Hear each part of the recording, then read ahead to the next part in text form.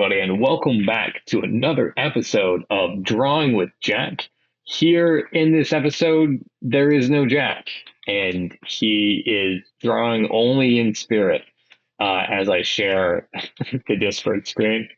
Fortunately for us, we have Alex Reid here as our guest, who is a very interesting person that we met through our musician Chandler. We got to sit down and talk about music and everything that could be that you could do, and then we realized that we had a lot in common as far as artistry went as well. And so I was excited to have this conversation. But that was, I think, 6 weeks ago, Alex, like a month, Yeah, something like that. yeah, it Uh, was like a month ago. So we haven't gotten to talk since then, except for just right here in the green room, and so I'm excited to have this conversation. This is, of course, a behind-the-scenes Cactus-based podcast, and I'm your host, Skip Morazi, and your friend for the evening. So, Alex, how are you? I know we caught up a little bit, but officially, Yeah, officially, I'm good.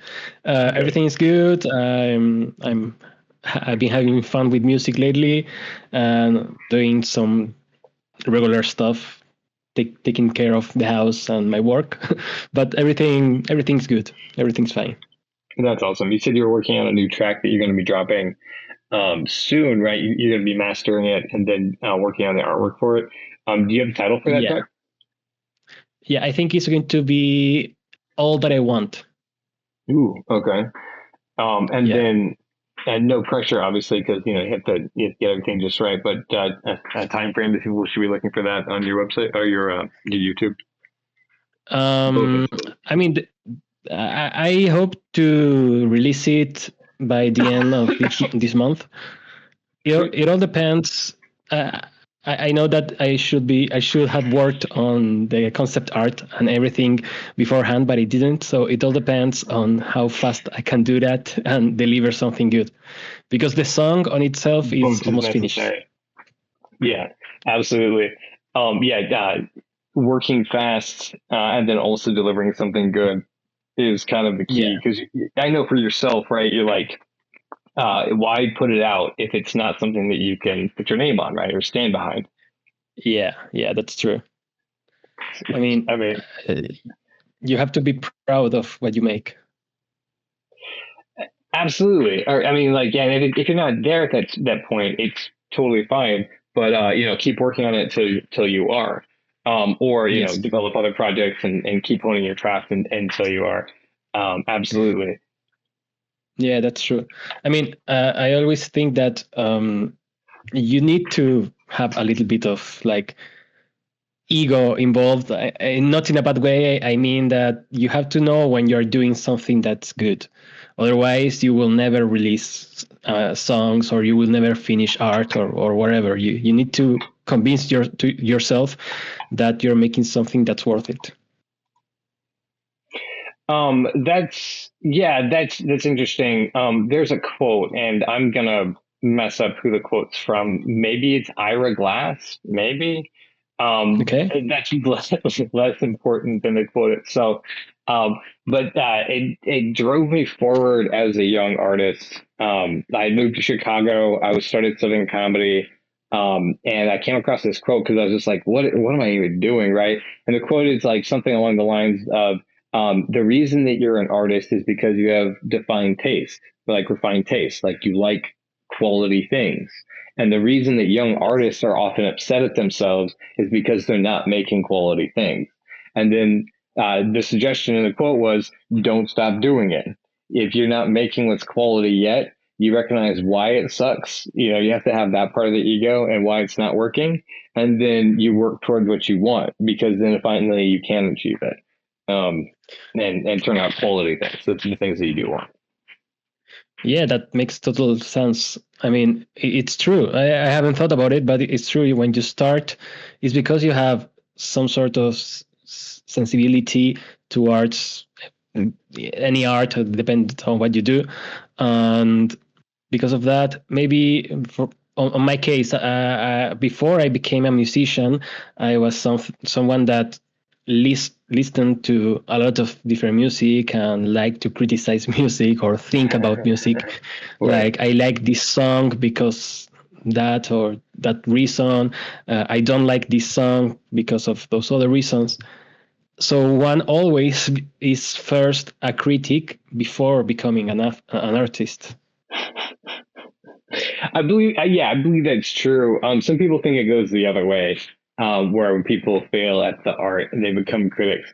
But I believe that you're right. Like I think, and it's the same thing that was true for me. Like I enjoyed watching films, not so much for the ride of the film or the story, but like what the characters were doing and how it all worked together.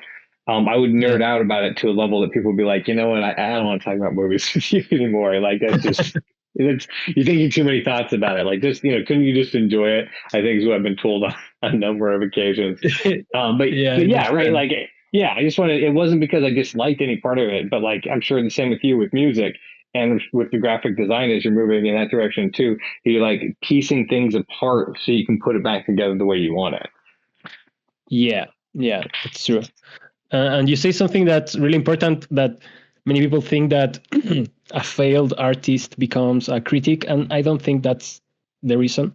I think that every artist can be a critic, but not every critic can be an artist. I No, mean, I that's think fair. is Okay. Yeah, you can think yeah. critically about the art you're looking at, but okay. So you think that some people naturally have the ability to create and some people don't? I mean, if you want to go that way, I have like a I'm very profound line of thought that I could say. yeah, I would Um, actually. Like that was kind of yeah, that's interesting. Uh but- I'm not because I'm kind actually, of on the fence about that thought. So please yeah, please share your thoughts. yeah, because honestly, I think that anything can be art. I mean, especially with the arts of the 20th century, it was demonstrated that anything can be art. Uh, and of course, art depends not only on the person that's doing art, but also on the people that the audience who is Hmm. going to receive it. Yeah. Yeah, But 100%. of course, I think that, I mean, if I have a notebook and I do a scribble and I say that, yeah, I am I mean, an illustrator. I don't know. I mean, if I Right. feel like that, maybe I am. But of course, we cannot forget that we are in a world where we inevitably we're going to compare to others, Yeah. not in a bad way, but like on the That's how you understand the artistic. world is through evaluation. Yeah, yeah, and of course it all depends on what you want to do. I mean, if you want to do music for yourself and never share it with anyone and you're happy with that, maybe you are a musician for yourself. But There's if true an you artist want, just for yourself. Yeah, that's right.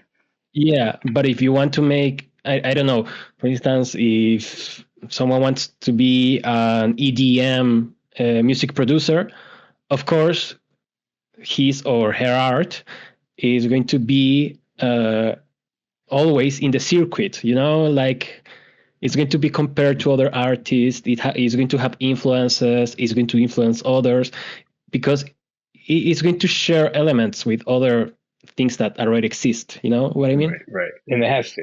I mean, like, there's nothing new under the sun. It's just there's different Yeah. rearrangements that we use in So different ways. yeah. That's So that's at it. the end, you can do whatever you want, but it always depends on how do you define the thing that you're doing and for who you're making it. I think. So Hmm. in a way, anyone can be an artist, Yes. but depending on who you want to recognize you as an artist. It can be yourself, it can be your friends, or it can be like the institution of fine arts of a big museum. I don't know, you Right. know? Yeah, Alex, you're talking about the levels of infinity, right? Yeah, Because you can infinitely be an artist with who celebrates your own art. I have a lot of aunts and uncles who are very very artistic, and they make stuff just for around the house. It's stuff that they love. My grandpa He made stained glass for all of his friends, and just to put up around the yard. He was never selling it or trying to do anything with it. He just really enjoyed making it. Yeah. So and that's the celebration. They just enjoy doing that, and that's the thing. But you're saying in a larger level of fitting in this bigger set, do you want to be a good artist to the audience that's local? Are you trying to be an artist that's recognized by the global market? International and throughout all time. And so Yeah. there's different degrees to that, right? And I Yeah. think what you said in the beginning was that, or I asked you if this was it, but you said that it was you want to make something that you can be proud of. Yeah. Yeah, of course. And the way you think about that, I mean, the way you think about your own art is how you think that you fit into the art circuit or art world that you want to be part of. And how, so you saying like if you view yourself as a musician, and you begin to recognize your place in the musician sphere, and you like decide where you want to go and how you want to get there. Is that what you're kind of talking about? Yeah, because Okay. one thing that you said, you asked me if I believe if people is born with the ability or not to make certain art Yeah. or Thank whatever. you for circling back around. Yeah. Yeah, I believe that uh, it depends entirely on what is like the place, the context is asking from you. For instance, if you want to do fine arts, like in an institution, a museum, or whatever, there are going to be some skills that you have to develop. And if you don't like that, maybe, of course, you are not going to get maybe as far as you want. For instance, Right. You if won't you do it want, for a while. Yeah. yeah, if you want to be part of a big art institution, or I don't know, if you want to be a music producer that works for Universal Music or whatever, you need to be good at networking and having contacts, you know, Right. and that's a As much skill. as you need, yeah, as much as you need the skill to like make music. Yeah. So when people say that someone is born with talent or not, I believe, yeah, one is born with talent, but there are other skills that are important to get where you want to be.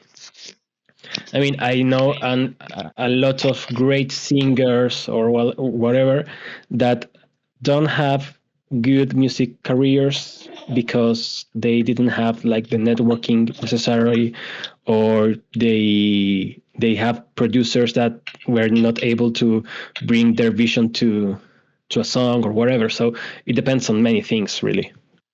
Right. Yeah, that's true. And so I think let me see if I can sum up your answer. Your answer is everybody has the ability to be artistic, but the recognition of whether or not they are an artist depends on a lot of different factors. Yeah. Almost and steamable about. It's probably the only easiest to define somebody as an artist after they're dead. Once you see where the Yeah. dust settles, and you'd be like, oh yeah, no, they were definitely an artist, Yeah. Yeah. recognized That's by true. such and such. Although Yeah. we hope to as artists be recognized now as well. So Yeah. Yeah, that's true. But especially with artists that are making things that are groundbreaking, they are not going to be recognized in the moment because the status quo of their moment is not going to consider them good artists. But as they are being groundbreaking, of course, it's something like for future generations. And that's sad for them, but and because of that, it's yeah. Sorry, please no, continue. yeah, yeah. No, I was going to say that because of that, we have painters like Van Gogh, I was thinking about Van or Gogh. writer, Yeah. yeah, or writers like Kafka. I Mm-hmm. mean, and it's very curious. I went to Prague like a Mm-hmm. couple of years ago, and they said that Kafka is not like the national writer. That's for everywhere else in the world except their country because they didn't recognize him. Wow. Yeah. That yeah and that was kind of the joke that I was making, that only recognized in death that somebody is an artist. um Yeah. Yeah. you know what I mean, because now that thing's collectible, you can't get any more. uh but I mean, that's a whole other can of worms. It also, just because you're making artistic creations doesn't mean that you're an artist. You can say about so Yeah. many pop stars who have producers and writers backing them, and they're basically showing up and being a voice and a face, right, to the project Yeah. and That's doing the true. press work, you know. Which, Yeah. that's a different set of skills. That's a different set of artistry, I guess. Yeah. Yeah. That's true. I mean, of course, it depends on how we define an artist. I mean, for someone, an artist is someone that creates. For others, is someone that performs and such. That was, yeah, that was one of the things I want to ask you, is because you were saying they're doing art, they're making art, and then what do you define art as? How do I define art? Yeah. I realize Uh, this might be uh, English is, I should call out, you're from Chile, right? yeah. And English is your second language. Yeah. Yeah. So I was just realizing I may have been like, hey, use a second language to describe something that's like bigger than any of us have the ability to think about. So Yeah. I was just going to No, call it but the challenge that I just threw you to, and I'm so sorry. That's yeah. not. No, it's not. It's not a problem. I consider myself, despite the pronunciation, Oh no, you're gone. I consider myself almost bilingual, so I can Oh yeah, think no, and English. you totally are. Yeah, you totally are too. I But it was more that the yeah, question was so big in any language, you know. yeah, yeah. I mean, again, I don't have a straight answer for that because I, I I think that anything can be art, but that doesn't take away the fact that you can say that something is good or bad. And that's the thing that I think many people get wrong. Just because something is art, that doesn't mean that is good. Because art is like a whole process of making and presentation or whatever. So Yeah. of course, maybe you go to an exposition in a museum from a recognized artist, and maybe you don't like it, and you don't like it at all. Yeah, I'm not Which going is to. fair. It happens. I think that discussing if it's art or not is not going to go anywhere. But we can discuss if it was good or not. I mean, we And can more be importantly, critics. did you enjoy it or not? Right? Like, I Yeah, mean, there is something to be said about quality, right? Of quality of art. Like, you can see how much work they put into it. You can see the depth of their thought in it, whether or not it's clearly expressed. Like all those things you can judge for quality. But then, like art is like any form of beauty. It's like what your interaction with it. yeah, Disliking something is sometimes, with some art, as much a quality of liking it. yeah, yeah. That's true. And sometimes trying to critique art is trying to get into words why you liked it or why you not liked it. But yeah, everything starts from like a visceral feeling, like what do I feel when I look at a piece of art or I listen to music or I read something. Yeah, I think if I had to sum it up, I would say that art is the using a medium to express an idea or emotion or feeling. Yeah, And it's so big that it really literally is everything. You know what I mean? yeah, And with, I think that's fair too. I think that the when we're making good art is when we're actually capturing the shape of the universe, because I think that's what our brains like the most. They like that fractally shape where it's like yeah, almost too much to take in, but it all harmonizes together, and there's depths and shading to it. But like it's like a richness, you know. I think, and for yeah, us mainly, when people say it's good art or bad art, it comes down to that. Is like how how much does it feel like it's natural versus how much does it feel like, I don't know, fabricated? Um, Yeah, that's in my true. opinion. Yeah, I agree. I agree. But as we said, it's a difficult concept to define. Right. And then also I'm thinking about corporate art, right, which is like technically good, but like it lacks soul altogether. But the intention was Yeah, to take the soul out of it. So yeah, it did its job. It's excellent art for what it's trying to achieve. yeah. Yeah. And the thing is, if you want to define art, you cannot forget about also the context. And we are in a context where, for us, corporate means without a soul, because they are making something with the vision to, I don't know, sell or for marketing. And in our cultural context, that is not welcomed in art. No, so I meant specifically, what I was thinking of, I apologize, was, there's like hotel like paintings that go on hotel walls, or like that art, Yeah, like decor, that it's not meant to evoke anything really. It's actually just supposed to take up space and, yeah, I understand. Yeah, what I'm saying? And so like, and there's a whole field where people can do graphic design specifically for the purpose of that, right? Because people need that. The little swoosh on the cup in the 90s, or, all that plateware and whatnot. It had to be yeah, designed by somebody, but their intention was to make it so bland that it doesn't draw attention to itself. And that was only yeah, like, because there's a certain style to it. Like that's what their bosses are asking for. Um, yeah.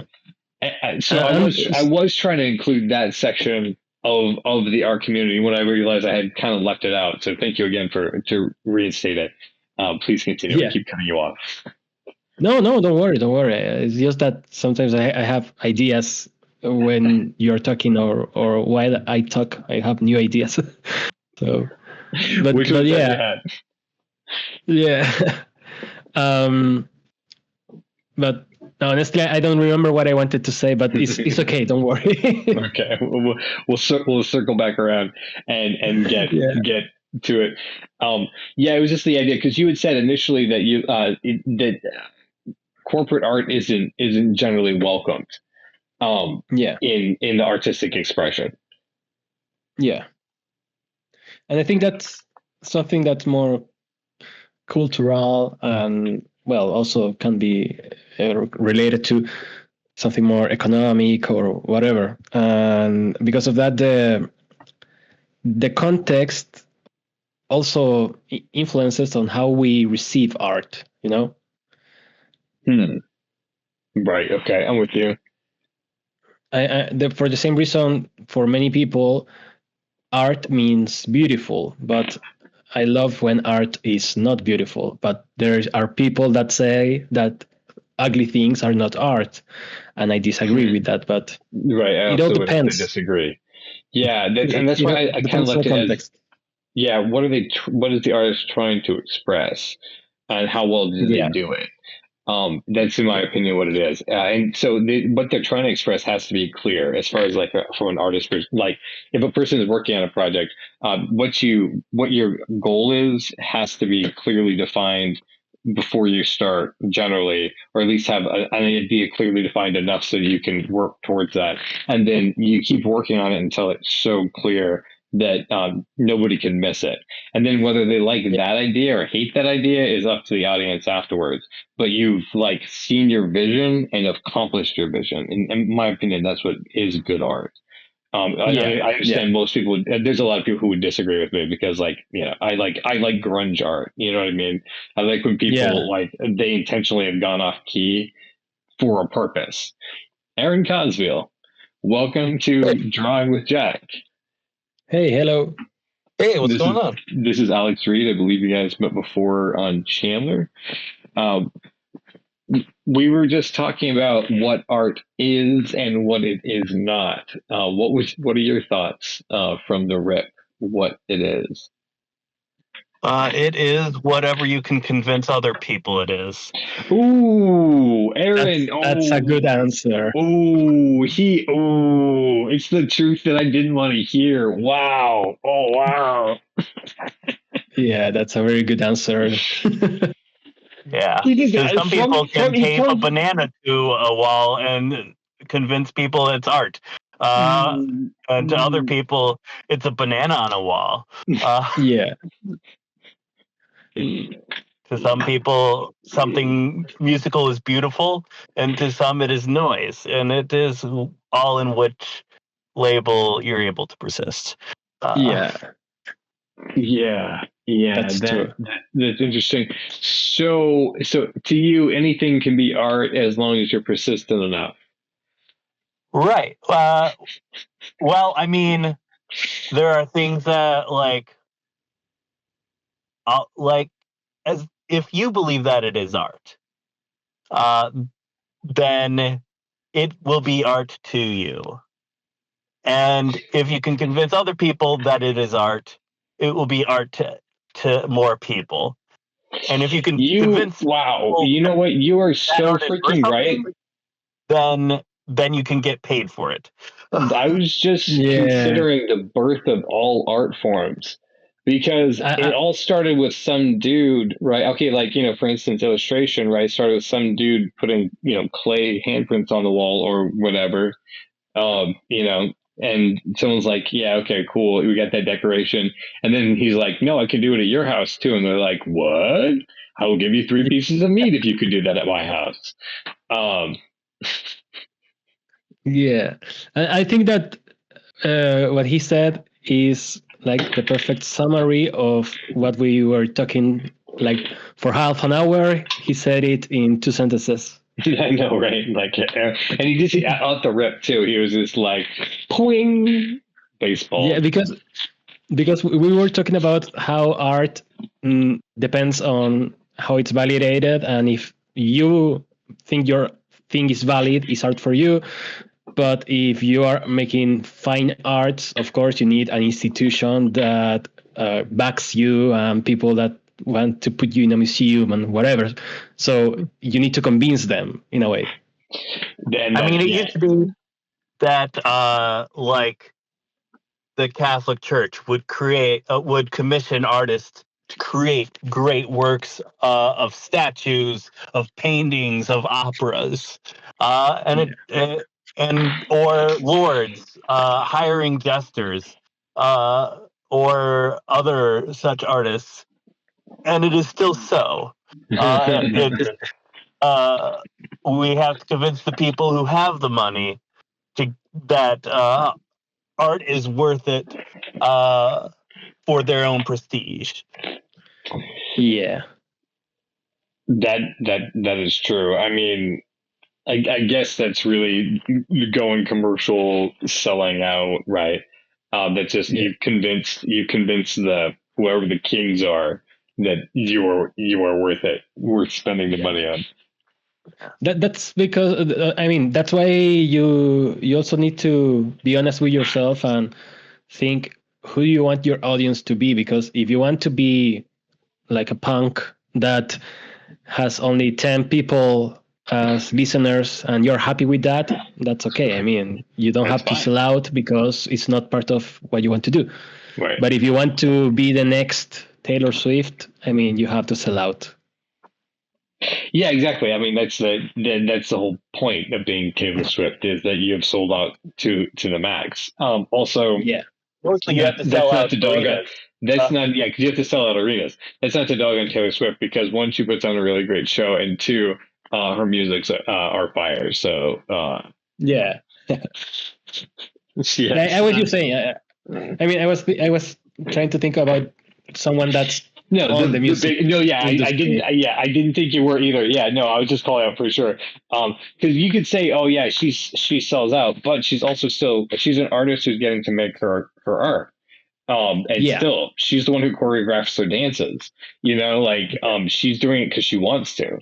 Yeah. So I He writes mean, her songs. just because she's making big money doesn't mean she's not working hard for it. I mean, yeah, of course. But But yeah, I mean, but because I she made up her mind, right? This is what you're saying. Yeah, I mean, what I meant is that you have to know who you want to impress at the end. You want to impress like the world. You want to impress people with money. You want to impress people that live close to you in your country. I don't know, but you have to know who you want to your audience to be, and that way I mean, if you want if you are making your art for everyone in the world, but only one person knows about it, yeah, of course, maybe you still need a lot of work to do. I mean, right, but knowing that you're not where you're at and knowing where you want to go makes a big difference. Because you could be like, hey, I'm just going to make art and see what happens, and that's okay. But like, you're going to continue to stay there. Because once you have a goal, you can begin to rule out what's necessary to achieve that goal and what's not necessary to achieve that goal, and then things can be reprioritized. Yeah, and well, at the end, also depends who you want to consider your work as art.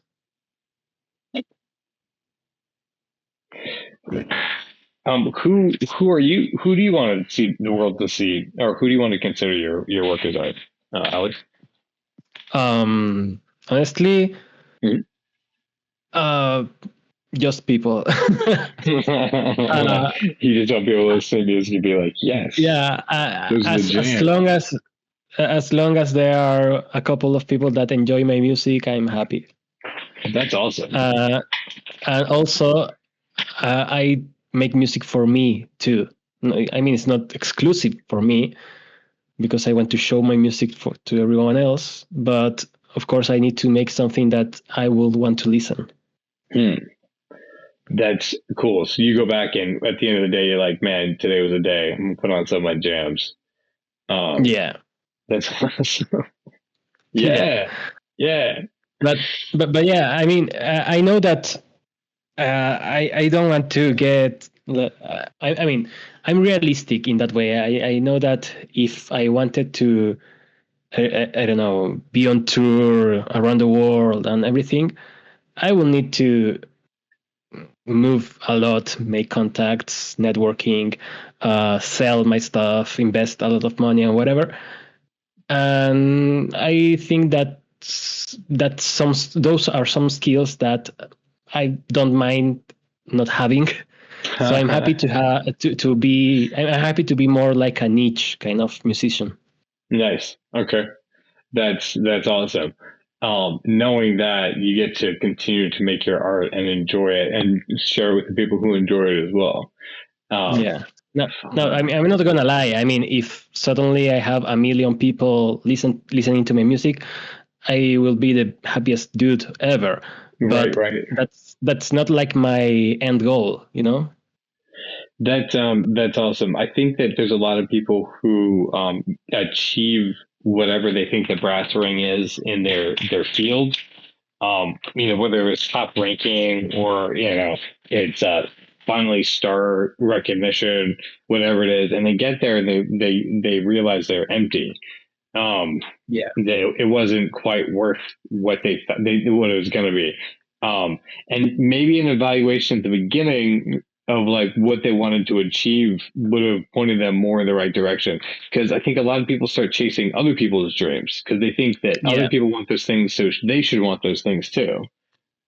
Yeah, and that's a very big issue. I mean, I think many people don't really know this themselves, like what they really want, what they need to be happy or to feel like accomplished. Yeah, and that is definitely an interesting, definitely an interesting trap to fall into. But yeah, so good for you, right? Like, because then you're like, okay, cool. I'm where I want to be. I'm doing what I want to do. I'm comfortable, safe, and happy. Yeah, and then you can just be that and do that. Yeah. That's awesome. I say Yeah. that as a big fan of your work. So Thank you. I'm glad that you're continuing to make it and create it. Because I'm like, yeah, I I will mean, continue to be a person who I mean, listens to it. yeah. I mean, think about it. I'm just a dude that it's on South America in Chile that one day just thought to himself that if I don't make music now, I won't make music ever. So I started making music. Oh, that's And cool. now I'm on a podcast with you, someone that I never knew in my life, and you're telling me that you like my music. I mean, come on, that's amazing. That's true, right? Like just the way that life is. That is absolutely amazing, and getting to talk about it. Yeah, right. And that's kind of one of the things Yeah, that was because my initial thought. Please continue. yeah, sorry. I mean, I even if it's you and a bunch of other people only, I'm happy because it's people that I don't know. It's people that I don't even know people that know them. So they only connected with me because of my music. And Right. that's powerful, I mean, for me. Yeah. That was one of the motivators, not only for this show, but also for the whole reason I went to go study comedy was because I was like, first of all, if I don't do it now, I'm not going to do it. Like I'm going to get caught up in all of life. And then secondly, that if as long as we put out something and continue to put out something, something that we enjoy, something that we believe in, that somebody's going to see it, and it'll be somebody who's Yeah. not us.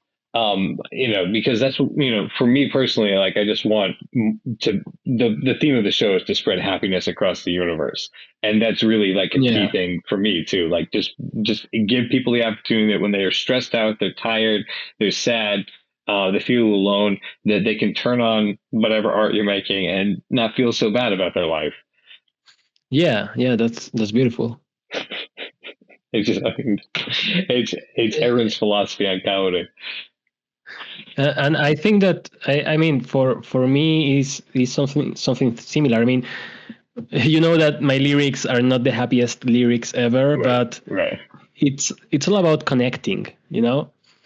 I mean, if someone enjoys what you're making, even if you did something that's supposed to be sad, there's like a nice feeling with that. I mean, we love watching sad movies and sad stories because Right. we feel a connection with that, like a 100%. cathartic thing. Yeah. You're not alone in that loneliness, that sadness. Yeah, that was one of the things. Just like I'm fine, and we had talked about it. Like that song plays in my head because, like sometimes you're in a place where the best you can be is just like okay with it not being great. Yeah, You know what I mean? So, yeah.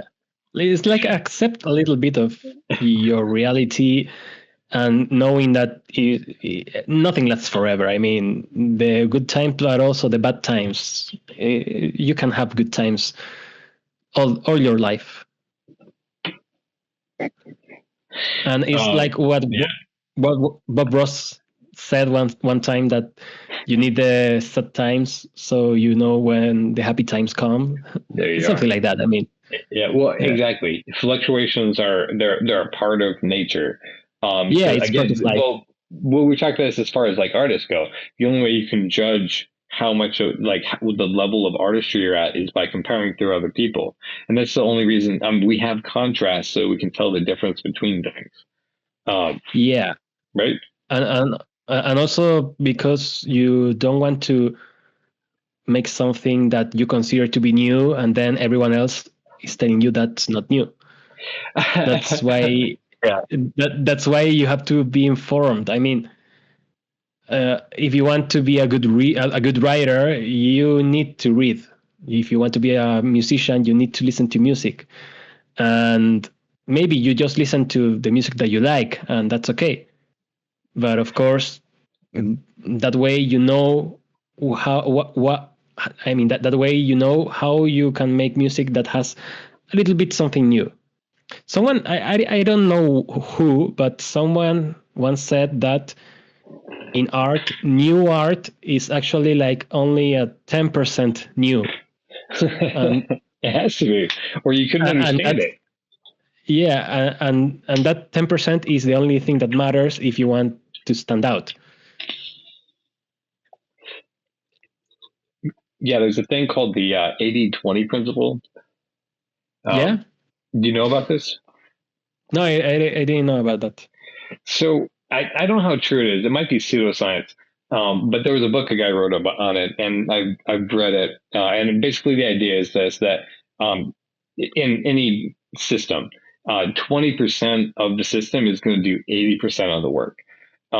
So the best thing to do in solving problems is this guy's philosophy and what he wrote the entire book on. I wish I could remember who the author was. We could look it up at some point. I might put it in here as a subtitle or whatever. But like you should focus on the 20% where all the work is happening. And so Yeah.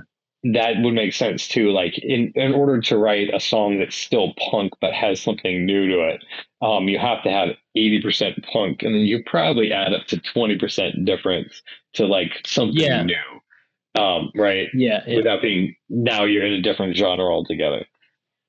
Yeah, that's true. I mean, one of the myths that everyone says, like when they are starting to make music, is that there are no rules to art, and that's true. No. I mean, you don't. Yeah, I mean, there are no rules in the sense that you cannot let someone say that you need to do something because that's the way it works. Right. But but if you're making music in a genre, I mean, you cannot make something that sounds like jazz and tell me it's electronic, Right. Yeah, exactly. There's boundaries if there's not rules, right? Yeah. It's There's like rules for specific types of art that have been named and cataloged. Yeah. And then, but I think what people are getting at is that there are no rules. Is that it's just balance. You have to understand what it is, the medium that you're working in, and then within that, you need to take creative leaps that kind of bend what what it can do. And I think that's where we get new art, and that's what the purpose of it is. Like we've seen, paintings done in certain ways. But Van Gogh, you guys have seen Van Goghs, right? I'm sure Alex, you did because you went to Prague. They're amazing. They're three-dimensional. Out of oil paint. I mean, like it will, like a real Van Gogh will blow you away at like how it's actually a sculpture. Yeah, it's crazy. you just like I can't believe he did that. First of all, I can't believe nobody recognized him. Secondly, yeah. But it might be the fact that he was just going so far beyond what a painting should be that people didn't know how to classify it. Yeah, and that's the thing. I mean, I think it's demonstrated that people don't like new things. People like things that they know. Yeah, exactly. And that has to do with the 20% that we talked about. I mean, people always they think that they want new things, like new music or whatever, but they still stick to the things that they know. People don't. I mean, we as humans, like for nature, we avoid things that we don't know, because of course it could be scary and whatever. Well, they could hurt us if we don't know what it is. Yeah. It's every animal's caution. So we want something new, but in reality, we don't want many new things. That's why when musician that has a trajectory, I don't know, like 10 albums, gets a new album that is more experimental, people tend to get angry at that. People tend to not like it. Yeah. I followed U2 for one phase of their transitions, and it was just funny how people were. Anytime you talk to someone who's listened to the band U2, they will talk about how they were a fan of that band until XYZ album, and then they were done. They just wouldn't do it anymore. But that's where they moved on and they picked up a bunch more fans. But then those fans will say the same thing about the next genre change for U2. Yeah, yeah, and that's true. It's so funny. I Yeah, kind of like different songs from different eras. I think that the band is pretty good, whatever they try to do. And they've also been a yeah, commercial success for a really long time. So if you don't like them, I don't know what to say to you. They're very popular and always, and have been.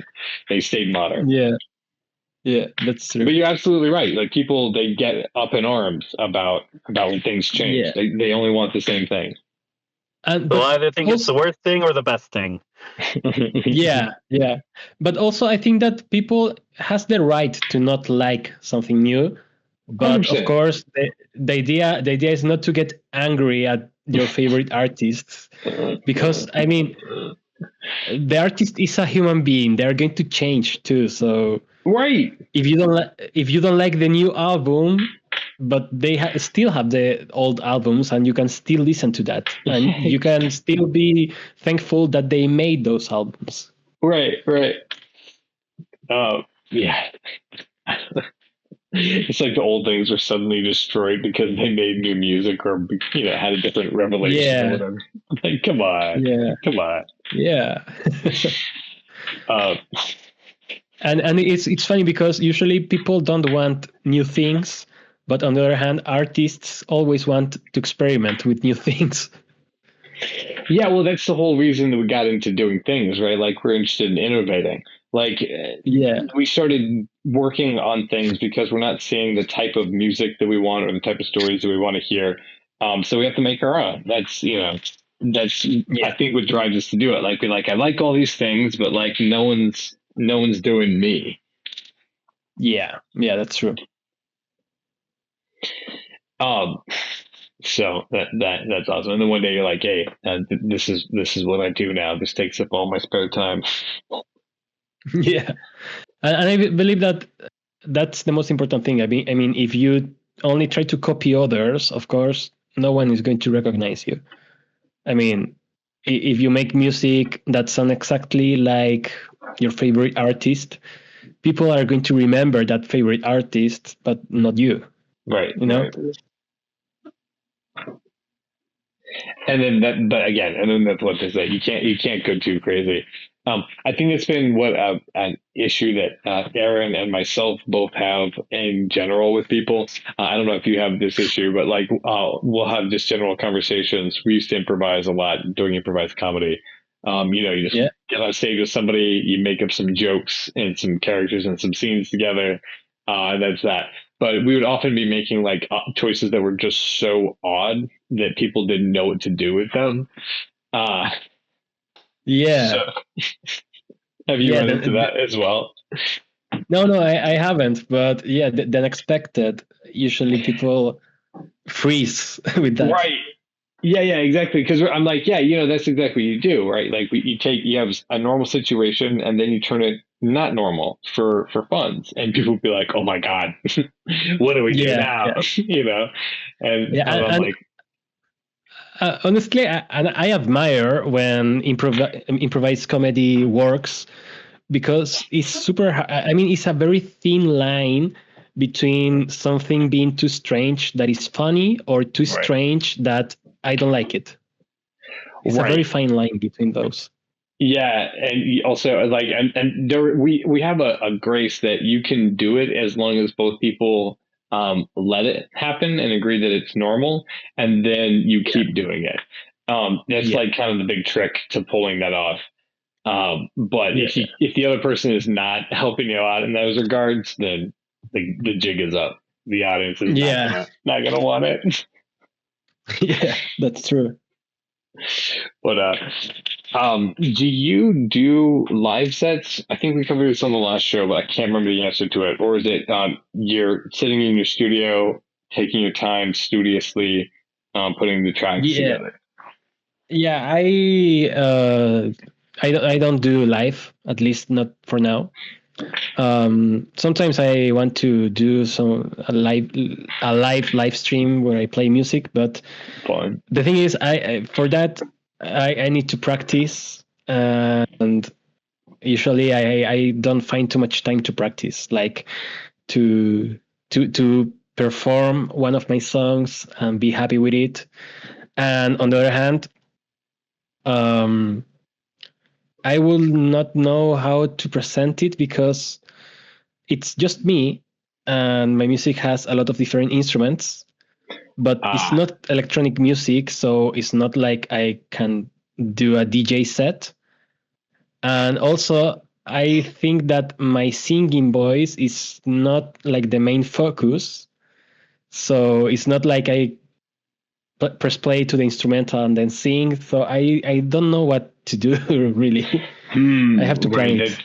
Yeah, that's interesting. I didn't think about that as a challenge.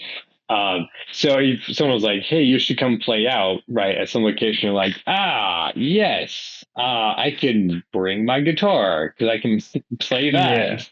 But like, then everything else Honestly, has to be pre-recorded. honestly, I would love to play with a band, but for that, Right. I need people for that. One step at a time, for sure. Yeah. But yeah, that. Have you been in bands before? Yeah. Yeah. Okay. On my teenage years, I was a drummer of a band. Oh my God, so much fun. You kind of know what it's like to be on a comedy team, because it has the same dynamic as being in a band. Um, Yeah. yeah, it's just, goofballs getting together, jamming. Yeah. Yeah, Yeah. That's true. That's true. it's It's good, super fun. good times. Yeah, yeah. Collaboration for me is a huge thing. I mean, I Yeah. love to that, I have the freedom to create at any time, any place, wherever I want to, because I have an imagination and am capable, right? But getting together with other artists where you kind of kick an idea around so it becomes greater than the collection of you guys, is it has a very like soft spot in my heart. Yeah. Yeah. That's nice. um like being in a band is what I mean. And Yeah.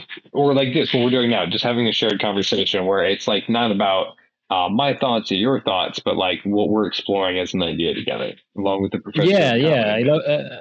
I love it too. I mean, just talking about anything really, or playing with things, playing with instruments, playing music, playing with the concept of art and everything, you know? Yeah, yeah, because everybody comes at it from their own perspective, right? And then as they bring their perspective, generally, because I know as a person that I only have a limit. I might know all the things that I know, but I only have a limited amount of knowledge. And so when somebody Yeah. brings me something else, I'm like, oh, cool. Now I have the ability to pick up more information and look at all the things that I know from an alternate perspective to like gain insight on them.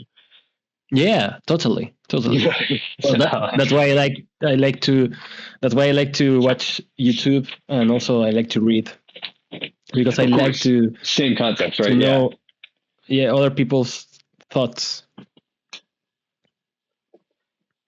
Because we can only know so much. Hey, I'm going to segue real quick and just take a break just to call out that you're listening to a Cox and Space podcast. This is behind the scenes, drawing with Jack. Even though we have no Jack and we're only playing back a recording of him drawing, which is why he's been so quiet tonight. We're here joined with Aaron Cosville, the professor of comedy, professorofcomedy.com, Alex Reid, is here as well. And Alex, what was you have your website and your YouTube? Yeah, my website is alexreidstudio.com, and my YouTube is the same, Alex Reid Studio. On YouTube, and we're going to be linking him in the description below. Yeah. But you guys can check him out, check his music out, and if you are a sound designer, he talks a lot about plugins and different ways to do things. So there's some great tutorials on his YouTube as well. So check that out. You can always check out what we're doing, coxinspace.com, and that's coxinspace.com. Connect with our Facebook, and you can talk to Eric Casville and talk about the interesting things you want to on our show. So you can get in touch with him there. You can also get on the Discord here. You can hang out, listen to these conversations live when we do them almost every night of the week. And then you can also connect with the people before our guests before and after the show, and look at all the content that we have as we're collecting. Also, you can join our Patreon for only $5 a month or more if you'd like to. You can help support the animation that's going to be starting happening here and we are excited about that. And we're about halfway through the storyboard for this episode, and we'll be looking to kick that off probably at the beginning of the next year. So, and guys, get connect with all those things. You can also connect with us and our socials on conscientspace.com. So, thank you so much, and we're getting back to the show with Alex Reid. So, Alex, I want to shift gears a little bit. We've been having such a great conversation about art and the nature of what it is to make things. But I also want to spend some time so we get to know you also, because we definitely understand your perspective. And that was one of the reasons that when we were caught up on Chandler, I was like, I want to talk to you more because, you had this perspective about like the bigger nature of art. And so I'm glad that we dove into that at the top of the show. But so you live in Chile. Yeah. And born and raised? Yeah, born and raised in Chile. That's awesome. Now, you don't have to call it your city, but is it small, medium size, large? No, it's big. I mean, the biggest city of Chile. Oh, okay. I live in Santiago. Nice. Okay. Does the weather live up to the name? What? Sorry? Does the weather live up to the name? Oh, I get a joke. I need to say something. Sorry, I get that joke all the time from English speakers, and it's not a good joke. Sorry. Maybe it's not a good joke. That's the thing about only because. Only because I'm a little bit sick of it. I lived in Australia for a year, like doing work and holiday, and I got it all the time. Oh my God. Wow. But I'm so sorry, Alex. I'm not Australian. Don't worry. But at the south of Chile is very chilly. But you said because it runs all the way down the coast, you have like all the different climates, right? Yeah. I think that's why I don't like the joke, because up north it's hot all the time. Right. We have the desert. Right. Yeah. Exactly. Because you're like almost near the equator at that point, and it's a little ways away, but a lot closer than other parts in Chile for sure. Yeah. I mean, I think it's like 4,000 kilometers long. Okay, so that is, trying to convert in my head. What is that, like 6,000? I should just not be an idiot and just type it in. Yeah, 2.4 miles. I'm so sorry. I bet America is behind everybody else. 2,485.485. Okay, I got you. Google. Yeah, like I don't know why America is so stubborn about holding on to the imperial system. It doesn't make any sense. I'm not sure. I mean, if it works for you, it's okay, but for cases like these, like more international cases, is a little bit hard. Well, the thing is that with the internet, that we're now a global like group of people.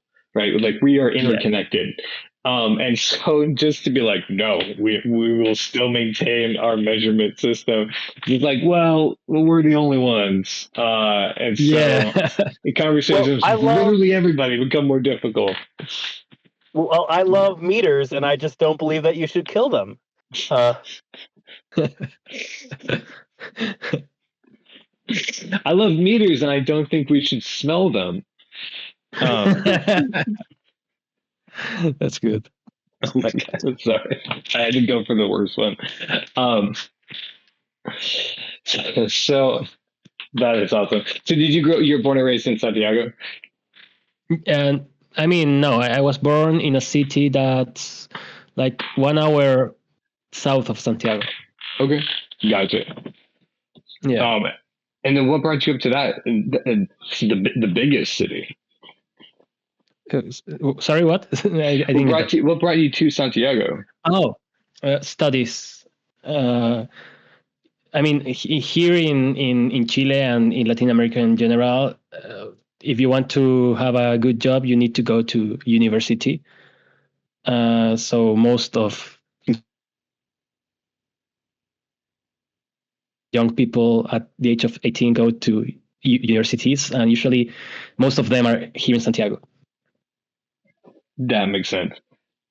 Yeah, And what did you get your degree in? in literature. Okay. So, joke, and I'm sure that you have heard it as well. What what do you say? You tell what do you ask a literature major after they get their diploma? What do you ask? Do you want fries with that?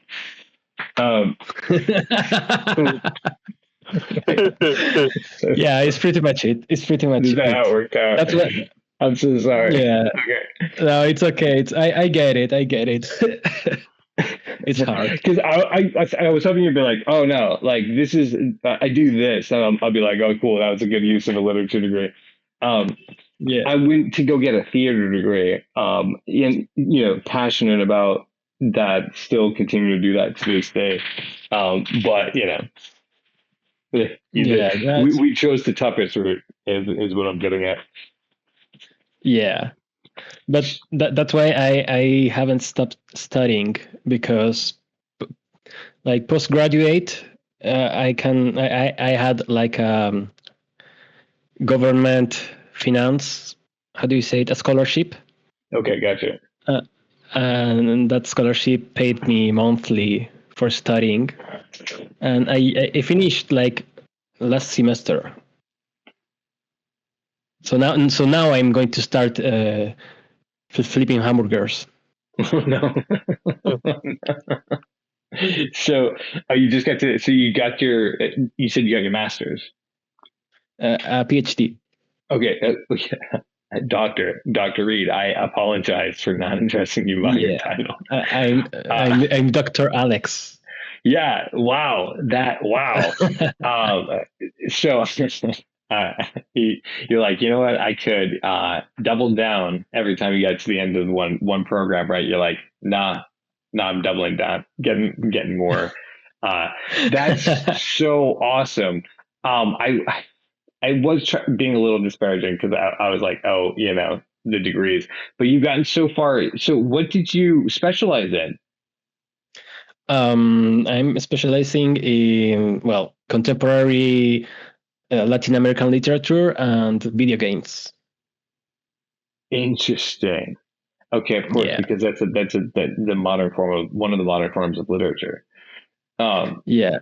And honestly, I would like to dedicate my life to game studies, but in Chile we don't have game studies like humanities plus video games. It doesn't exist here. Fair. I know that in the States there are game studies like university programs and faculties and whatnot, but here in Chile it's not. So we have to improvise with other degrees. I gotcha. Okay, gotcha. And focus on that. That's cool. And so ultimately, you mean like, so you could come onto like a project to like help direct the story? Is that like what you would use your doctorate for, or? No, my doctorate is more based on research, like humanities research. Oh, I'm with you. Okay, sorry. Yeah, it's a mixture of like sociology with philosophy and with critiques of arts and everything else, aesthetics and all of that, and of course of literature, but it's a little bit of everything. Okay, cool. And then that is you're publishing in journals to disseminate this information. Yeah. Okay. That's interesting. This is the first time, I know you've been doing it for a while, so hopefully this isn't a shock. This is the first time that I've considered that somebody could be studying video game literature, or video games as literature. That's why I like super like, whoa, this is nice. Yeah.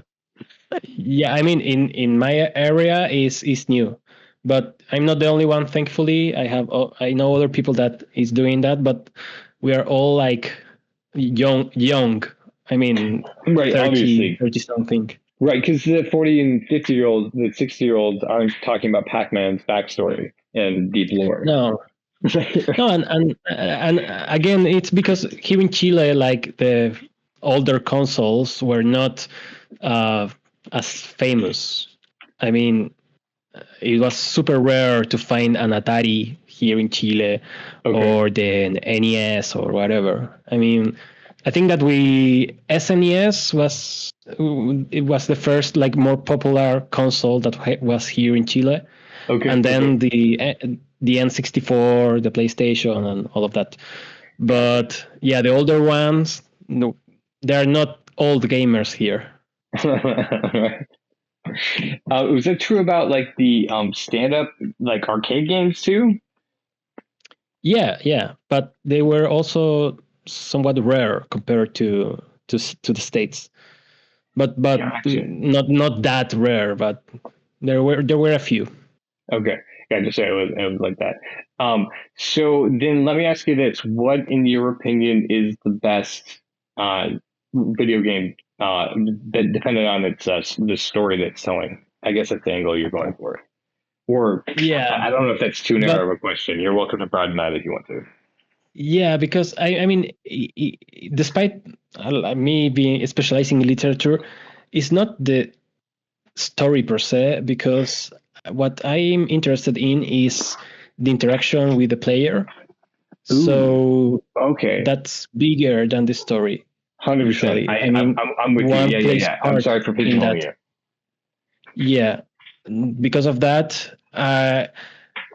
even if, for instance, I don't know, the Legend of Zelda, the last ones have, I mean, it's a somewhat complex story, but not as deep as other video games like from PlayStation and whatever.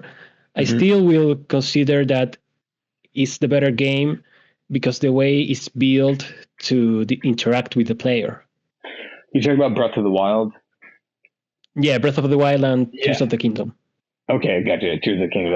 I forgot about the second one. Yeah, no, that's fair. I see what you're saying. So you're like, gotcha. Some people may have done that specific thing better, but overall, because you're looking at how a game is played, and what the purpose of that is as far as artistically goes. Okay. Yeah. For instance, I love all Super Mario games. They are very simple in terms of story. I mean, you are the guy that has to save the princess from a creature that's a dragon, basically. Right. There's obstacles in your way. Yeah. But it's almost like the story's excuse to kickstart the game, you know? Yeah. And I love that. I love that we can judge the narrative of a game with other parameters different from depth in terms of literary depth.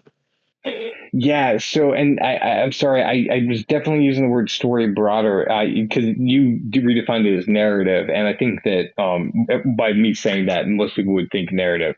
I did mean interaction as far as like gameplay goes, because there's the Mario creator. I cannot remember his name, and I'd probably mispronounce it if I could. Miyamoto. Thank you. I knew you knew it. That's what I was like, oh, help me out, guy. Appreciate you jumping in. So he said that the first Mario is set up, and I'm sure he continued to do this, but the levels are set up to teach you lessons, and they teach you lessons without words so that anybody can play it. Because it's designed that you make a mistake and you learn a thing, and then you go back and don't make that mistake again. Right. Like, and to me, that is like a type of storytelling, but obviously way less narrative, and it comes to an abstract level. Yeah, that's true. Well, Miyamoto was not a game developer; he was a designer. Oh, and that's okay. That's why that was very revolutionary, because for games for the Atari and other consoles for that time. You will need the manual if you wanted to play. But no, he wanted to make like the moment of play like an experience where you know what you're doing immediately, and that's like a narrative on itself. I mean, it's not like a story, but it's like something that has continuity, you know? Yeah, I think an experience, right? Like he's taken to the place where it's not just you're not moving from plot point to plot point. You're experiencing what it is to be Mario. I think that is a hook of the games. N64 is a blast for the same reason. You get to run around and jump into paintings and go to different worlds. How can you not love the experience? And who really needs the story anyway for that, or the narrative? For that. He's saving the princess. He's always been saving the princess. Yeah, and that's it. I mean, it's a simple story. So, but you still, even if it's simple, you still get motivated to save the princess. You know, you want to save her, and that's why it works.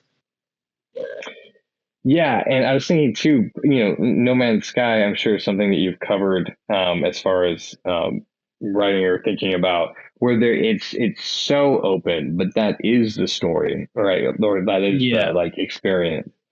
Yeah. Happens the same with Minecraft. Right. And it's like those are sandbox games that take the sandbox concept to the story too. I mean, the story is something that you as the player do while you're playing, you know? Right. Yeah. You don't need. It just provides the tools. Yeah, you don't need a deep lore. You just, I mean, while you play, you're creating your own stuff, and that's fantastic. Yeah, I do appreciate games that let you be creative and do the thing that you're doing. So you said those are like the top. The new Zeldas are the top as far as you think of like best games. What are like your go-tos when you're like, okay, I'm chilling, I'm gonna play? Definitely Resident Evil 4. Ooh, fun. Okay. Yeah, Resident Evil. I mean, yeah, Resident Evil 4. Well, the same Legend of Zelda.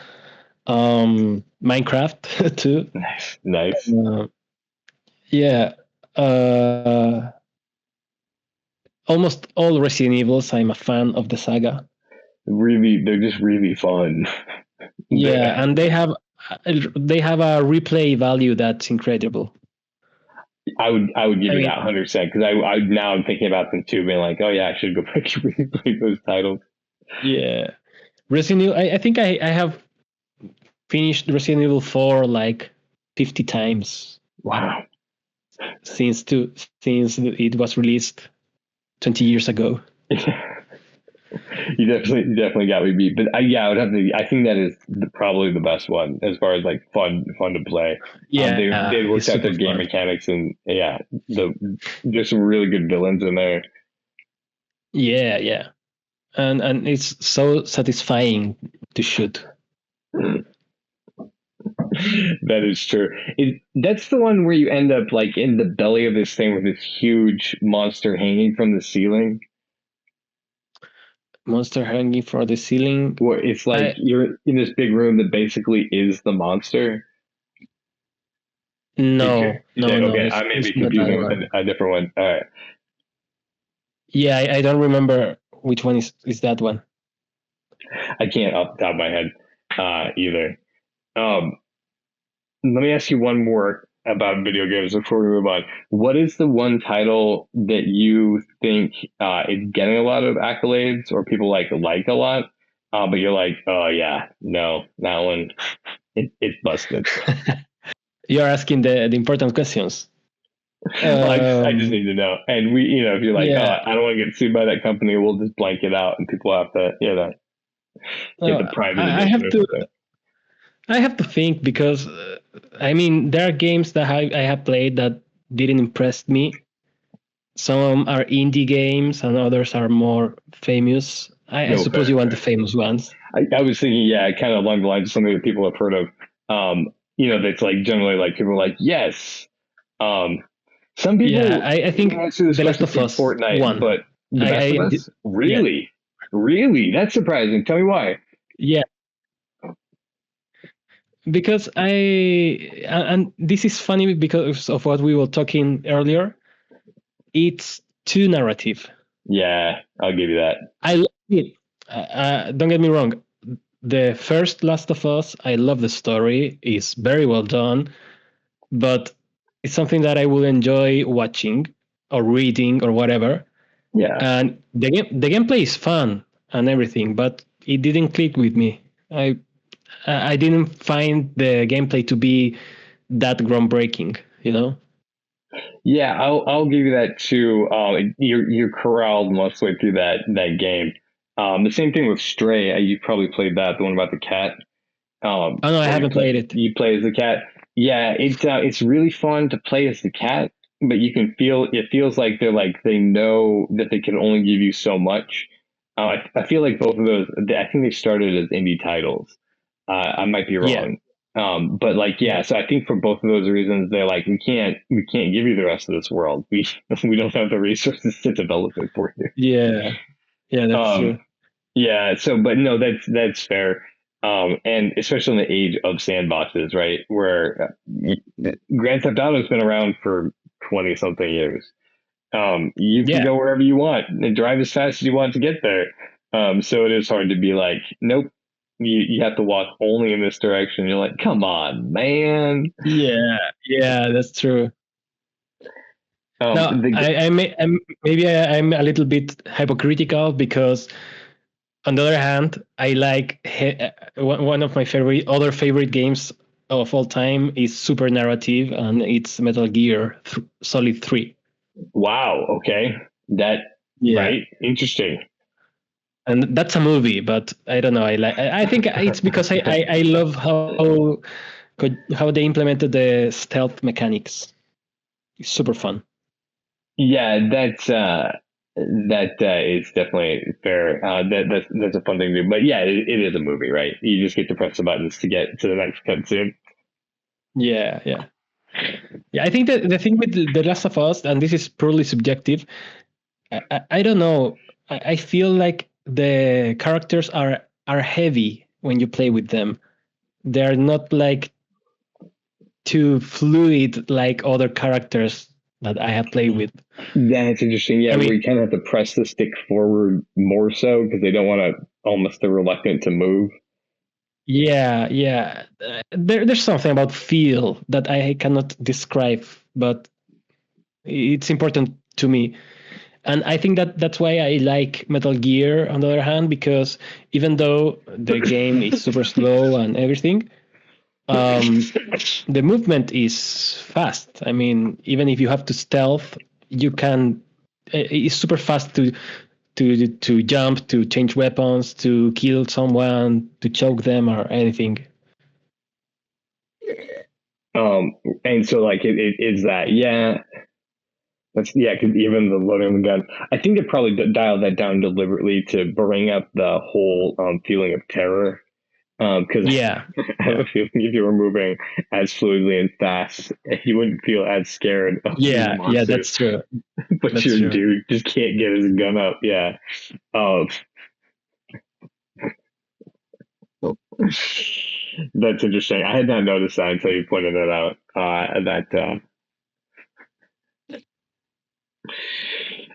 So wow. Okay, we're getting towards the end of the show here. 10 or 15 minutes. Um, I wanted to see if there was any new songs that you wanted to play here for us. I know that we talked about the one that you had previously that you shot the master and everything like that. But I didn't know if there was like you're like, hey, I've got this one or like a new like illustration that you're working on where you're like, hey, I would definitely like to show you this. I know I'm kind of putting you on the spot. No, not really. Sorry, I wasn't prepared for that. That is totally fine. I was that was definitely if I had hit you up for it. Um, So let's get into this because this is the other thing that I was curious about. Because I noticed that there's a lot of rabbits in your artwork, and you wear the rabbit mask. Yeah. What's the deal? What's the rabbit about? Honestly, I like it. That's Okay. the most important reason. I wanted to use a low poly mask because I think it's cool, and I found a rabbit, and I don't know, the rabbit clicked with me, and I make the joke that in audio, when you work in audio, like when a beginner has any question, and someone that believes that he's or she's a pro answers like condescendingly, like saying, "Just use your ears." Like that's the only solution to everything. Is that what they So I say, it sounds like, yeah, oh my god. yeah. So I say like people told me to use my ears so much that they grew like a rabbit. That's the lore. Just using your ears. So it's made you obviously. I mean, you took the advice to heart and got to listen more, and it is showing up in your music and your art. Yeah, I got bigger ears. So obviously the choice to hide your face is intentional. Do you just prefer that you can just be known for your art? Yeah. I prefer to be known for my art. Also, I'm a little bit shy, and I want to keep my private life private. Like, I mean, my personal my real personality is the same as the one with the mask. Sure. But it's something that just to keep both things separately, you know. You never know what you can find on the internet, so it's a preference like to keep my privacy intact. Yeah, that is fair. Also, you know that any videos that are on YouTube are likely to be scraped by some AI, probably more than one, and your face will show up if you put them in videos. And I have discovered that, for now at least, AI is bad with masks. So I feel like ahead of my time, because maybe in the future, every YouTuber is going to use masks so they don't get recognized by the AI. That 100% is very possible. I was thinking about the facial, how people paint their faces with like some camouflage patterns. Yeah, some facial recognition software, and thinking about how we are becoming cyberpunk for some very bizarre reasons. Yeah. So it's a bit of everything, really, but the main reason is because I thought it was cool. And is it paper cut that you made that mask out of, or did you 3D print it? No, it's paper cut. Nice. I got the model.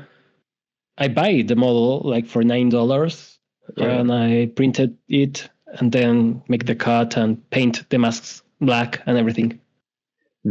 That's what's up. But I do want to 3D print it because it's going to be more durable.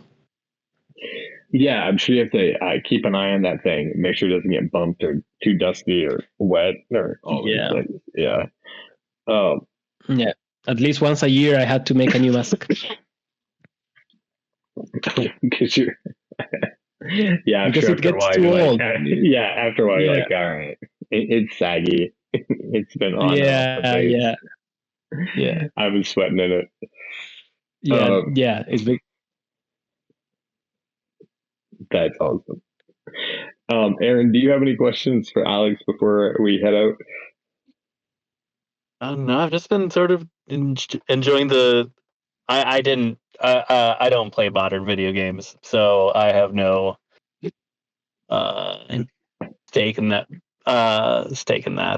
Except I played Baldur's Gate 3 on a PC, if that counts. as video games. Yeah, I still have to play that one, but it looks good. It's really fun. It's just D&D in a video game form. That's fun. That's fun. I'm very excited for that same concept, but an AI is generating anything that you want to go do. Like a very open world universe. I know that designers are trying to do that as much as they can, but there's always a little boundary somewhere.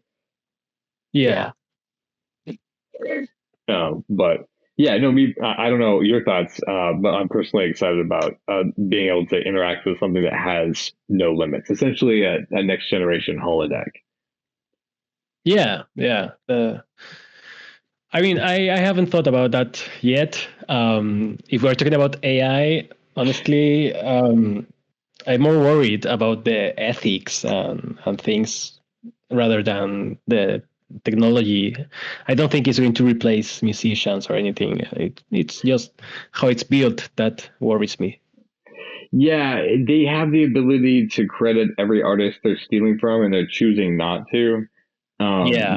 Just so that they're greedy fucks. Yeah, and I agree with you about that too. I'm just like, you know what, like you could make this benefit everybody, and you're choosing not to. Which just now we know why Skynet exists, right? Like it's built by people like this. Yeah. Yeah, that's true.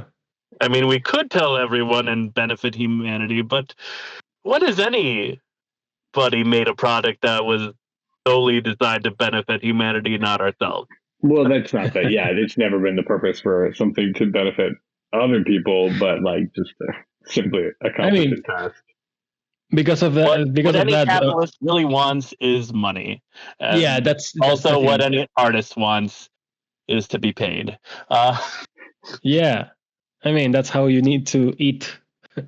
But exactly. The thing is that I mean I don't know, the companies like Suno that they make this AI music thing, they charge a lot for the subscription and they have a lot of clients. So of course the way I need money, it's very different from the way they need money. That's a good point. Yeah. I mean, they don't need the subscriptions just to survive. Right. Yeah. Exactly. That's they're just trying to soak up as much as they can because that's the only end goal of a company is to soak up as much money as you can. Yeah. Do you have any final thoughts, Alex, that you would like to make sure that are shared with our audience and anyone who is here listening to listen to you? Honestly, no. I have a good time. We always with this type of conversations, you only wish you had more time. But if that's the case, we will be talking up until next day. So, Exactly. so I think it's better if I don't add anything. Oh, you're absolutely good. That's the same thing that I was thinking as well. I will keep in touch with you to see when we can have you come on back, so we can have further conversations along this line. Because like I said at the beginning, I've been looking forward to this conversation for about a month, since we like set it up. And so like I'm just like, yeah, because we talked about the nature of art and what it means to aspire to be an artist. To keep working towards goals, so we get the thing that we're after.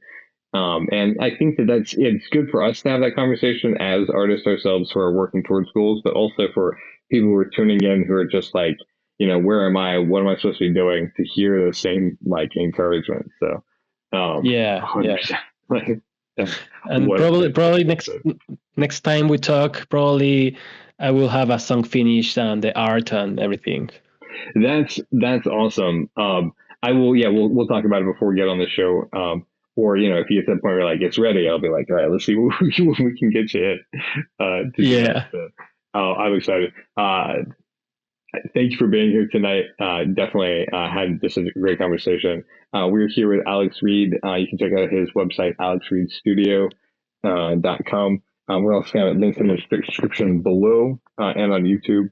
You can listen to all his music there and go check out his tutorials and thoughts on sound mixing. What are they called? The plugins. Yeah, music. I mean, it's generally music production and sound design. That's the topic. That is the topic, and he has a lot of videos. So guys, go check him out. This has been Behind the Scenes Podcast, drawing with Jack, who is not here tonight, but will be drawing. We'll put a past class up that he's going to do tomorrow night. So keep posted for that. I'm Skip Marazi, your friend and host for the evening, writer, producer for Cactus Space, here again with Aaron Cosbill, the professor of comedy. You can check him out, professorofcomedy.com. Thank you guys so much for being here, and we're going to catch you on the next one. Bye. Bye. Bye-bye.